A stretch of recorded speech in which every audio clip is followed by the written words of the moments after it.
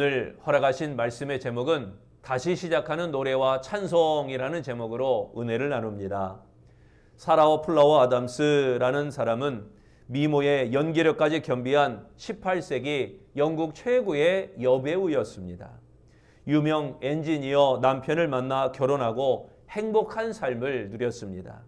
그런데 폐결핵에 걸려 아름다운 외모는 시들어져 갔습니다. 그리고 배우로 활동할 수 없는 불행이 찾아왔습니다. 그리고 자신의 존재감을 확인하던 무대에 오를 수 없다는 사실이 너무 괴로웠습니다. 끔찍한 시간에 쫓기던 어느 날 침대 옆에 놓인 성경을 발견했습니다. 어릴 적부터 보았던 성경이지만 배우 활동을 하면서 전혀 보이지 않았던 그런 성경이었습니다. 사라는 창세기부터 읽기 시작했습니다. 야곱이 형에게 쫓겨 외삼촌 라반의 집으로 가던 그 도중에 하나님의 음성을 듣는 그러한 장면을 읽었습니다. 그러면서 그동안 자신이 붙들었던 그 꿈들이 떠올랐습니다. 의지할 곳 없는 광야에서 돌 베개를 베고 눈물 흘리는 야곱의 모습이 마치 자신의 모습과도 같았던 것입니다. 그러나 질병으로 육신의 아름다움과 세상의 꿈은 사라졌어도 그것과 비교할 수 없는 하나님이 주신 꿈이 있다는 사실을 깨닫게 되었습니다. 사라는 그 감동을 시로 적어 내려갔습니다. 그리고 7년 후 43살의 이른 나이로 세상을 떠났지만 작곡가 로엘 메이슨이라는 사람에 의해서 그 곡이 완성되게 되었습니다. 그 곡이 바로 찬송가 338장입니다.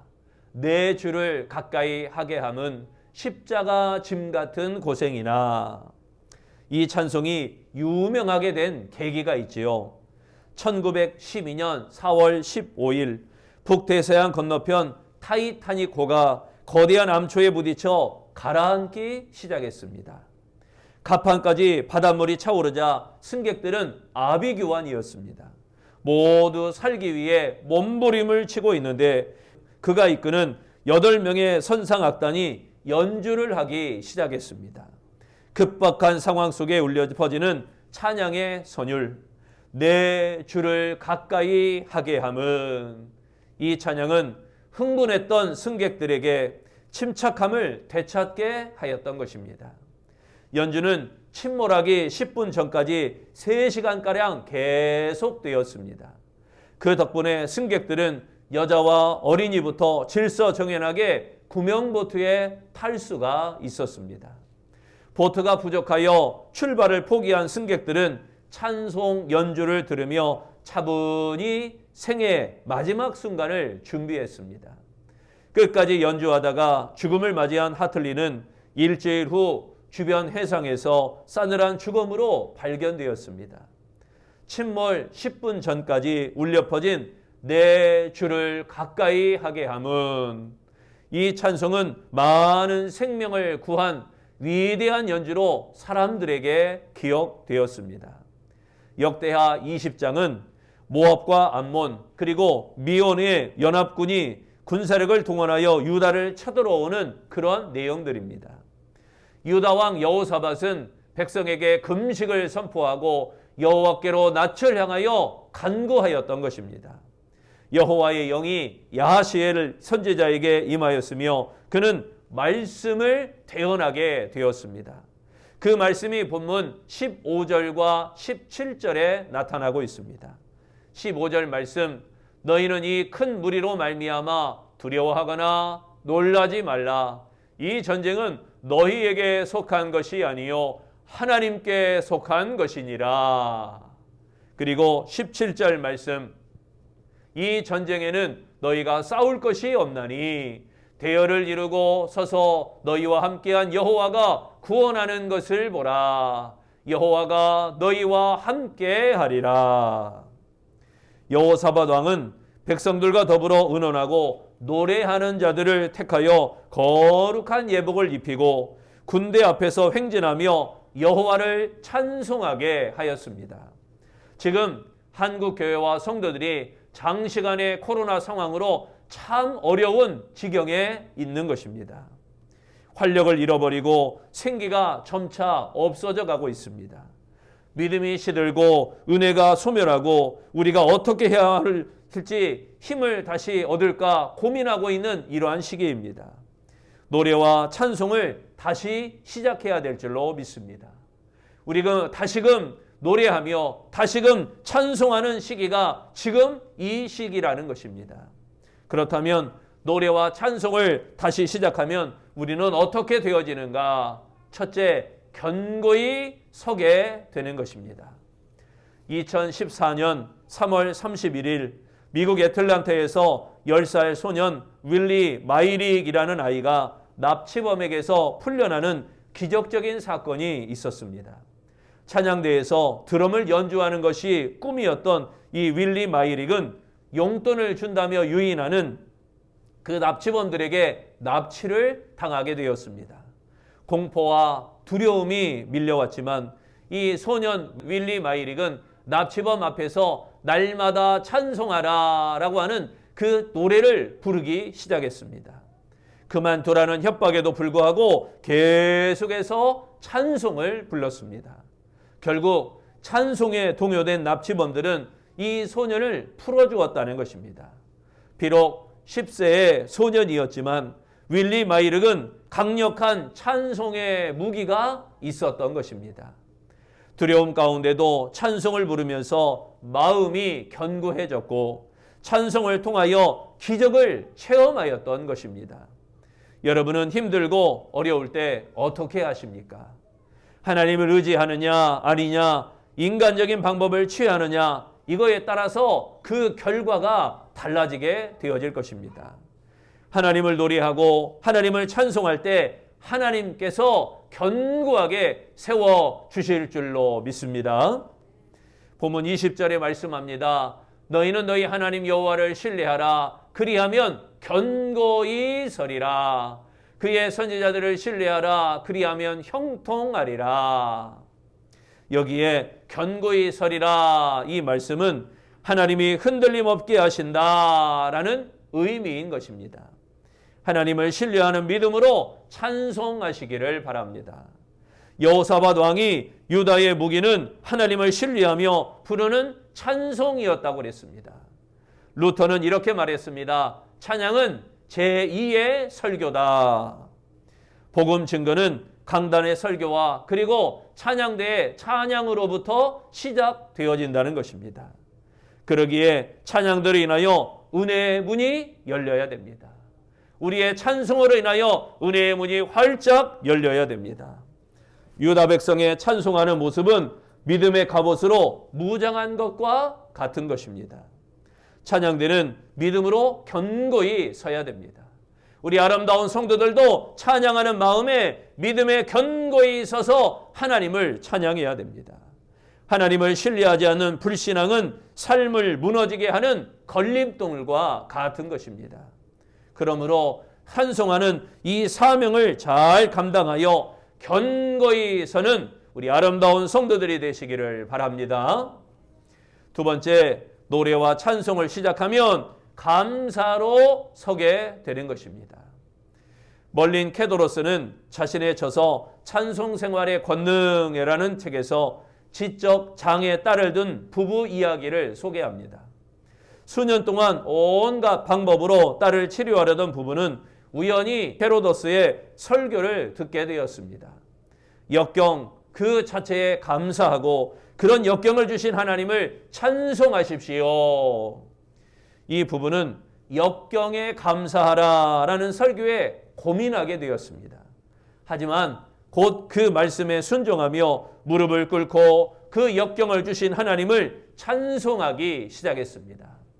사랑하는 주님, 저희는 주님이 저희를 사랑하시는 것과 저희 딸을 저희보다 더 사랑하고 계심을 알고 있습니다. 저희는 이해할 수 없지만 딸에게 정신병이 있는 것으로 인하여 주님께 감사합니다. 그리고 우리를 향한 주님의 사랑과 지혜에 찬송을 드립니다. 찬송은 도저히 가능성이 없어 보이던 딸을 완쾌하게 하였던 것입니다. 그 지적 장애를 가졌던 딸은 결혼까지 하게 되었고 아름다운 가정을 이루게 되었다는 것입니다. 감사와 찬송은 놀라운 능력을 발휘하는 것입니다. 여러분, 찬송을 통하여 감사하시기 바랍니다. 감사는 삶을 대적하는 군대나 질병보다 더 큰 능력이 되는 것입니다. 상황이 안 좋고 앞이 보이지 않는 긴 터널 같은 인생이라도 그래도 그 안에서 찬송해야 됩니다. 그리할 때 하나님께서 감사로 그를 다시금 서게 하실 줄로 믿습니다. 21절에 말씀합니다. 백성과 더불어 의논하고 노래하는 자들을 택하여 거룩한 예복을 입히고 군대 앞에서 행진하며 여호와를 찬송하여 이르기를 여호와께 감사하세 그의 인자하심이 영원하도다 하게 하였더니, 여기에 감사하세라는 말씀은 하나님이 함께 하심을 믿고 감사하다라는 의미입니다. 우리가 힘든 상황에서도 찬송하며 감사할 수 있는 까닭은 하나님이 함께 하신다라는 이 믿음이 있기 때문인 것입니다. 여기에 노래하는 자라고 했는데 이 노래하는 자는 찬양대를 의미하는 것입니다. 거룩한 예복을 입었다는 것은 제사장의 예복을 입었다는 의미인 것입니다. 노래하는 자들은 전쟁에 나가면 군복을 입은 것이 아닙니다. 칼을 든 것도 아닙니다. 오로지 제사장의 예복을 입고 찬송하며 나아갔던 것입니다. 그들이 부른 노래, 그 감사의 찬송이 시작될 때 하나님께서 그들을 이기게 하셨던 것입니다. 감사의 찬송을 시작할 때 용기가 생기는 것입니다. 감사의 찬송은 하나님의 능력을 불러오게 하는 것입니다. 감사로 찬송할 때 하나님이 내 편이 되어주시는 것입니다. 그러므로 이 감사의 찬송으로 든든히 세워지는 우리 아름다운 성도들이 되시기를 바랍니다. 세 번째, 노래와 찬송을 다시 시작하면 승리로 서게 되는 것입니다. 오늘의 양식이라고 하는 매일매일 큐티 묵상집이 있어요. 그런데 이 편집자 데니스 디한이라는 사람이 17살 될 막내딸이 교통사고로 그만 세상을 떠나게 되었습니다. 그 딸은 착하고 아름다운 미소를 지녔고 다른 사람을 배려할 줄 아는 그런 마음으로 모두에게 감동을 주었던 그런 아이였습니다. 그런데 그 착하고 그 예쁜 아이가 갑자기 교통사고로 죽은 것입니다. 이 비극적인 사건으로 인하여 데니스 디한은 도저히 글을 쓸 수가 없었습니다. 어떻게 이제 17살 사랑스러운 아이가 갑자기 죽을 수 있단 말인가?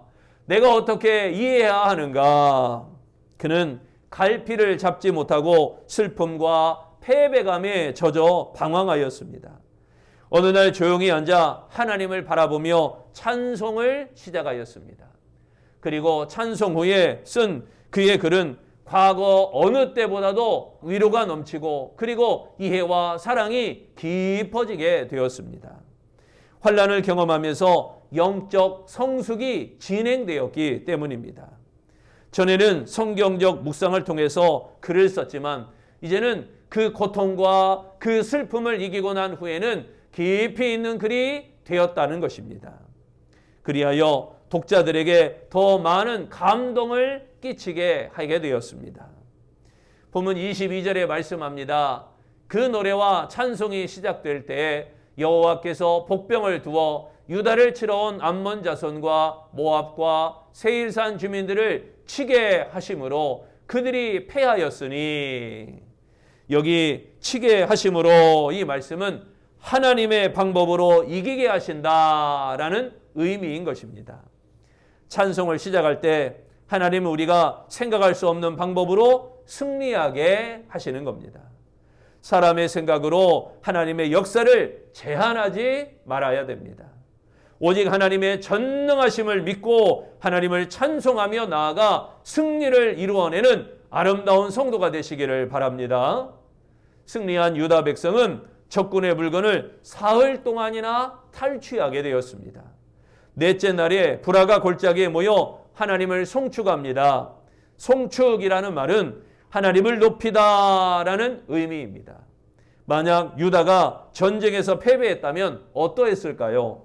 그러면 불화가 골짜기는 패배와 슬픔의 골짜기가 되고 말았을 것입니다. 그러나 찬송으로 승리하였기에 하나님을 높이는 송축의 골짜기가 되었던 것입니다. 노래와 찬송이 시작될 때 패배의 골짜기가 승리의 골짜기로 변화되게 되었던 것입니다. 요한 웨슬리의 동료 존 넬슨이 박해를 받고 브로스포스의 지하 감옥에 갇히게 되었습니다. 도살장 밑에 위치한 감옥이라 그 도살장에서 흘러나오는 짐승들의 피와 짐승들의 오물로 악취가 심하였습니다. 그러나 넬슨의 영혼은 하나님이 주시는 은혜와 사랑으로 충만했던 상태였습니다. 도리어 그에게 이 감옥이 천국처럼 느껴져 그 자리에서 하나님을 찬송하게 되었습니다. 여러분, 찬송합니다. 그렇습니다. 하나님의 은혜만 있다면 그 어떤 환경과 그 어떤 상황에도 하나님을 찬송할 수 있는 것입니다. 찬송을 시작하는 마음에 평화가 넘치게 됩니다. 오늘 본문에 노래하는 자들이라고 그랬는데 이 노래하는 자들은 레위 지파의 제사장들을 가리키는 말씀입니다. 이들은 찬송을 위해 태어나 찬송으로 살다가 그리고 찬송을 위해 죽을 사람들인 것입니다. 진정한 그리스도인의 모습을 보여준다고 할 수 있을 것입니다. 사랑하는 성도 여러분, 우리 그리스도인들은 노래하며 찬송하는 자가 되어야 할 줄로 믿습니다. 찬송을 많이 알고 있어도 부르지 않는다면 아무 소용이 없는 것입니다. 견디기 힘든 고통과 그런 아픔이 있어도 찬송을 시작할 때 치유와 기적이 일어나게 됨을 믿으시기를 바랍니다. 노래와 찬송을 다시 시작할 때 하나님이 견고히 서게 하십니다. 노래와 찬송을 다시 시작할 때 하나님께서 감사로 일어서게 하십니다. 노래와 찬송을 다시 시작할 때 하나님께서 승리로 세워주시는 것입니다.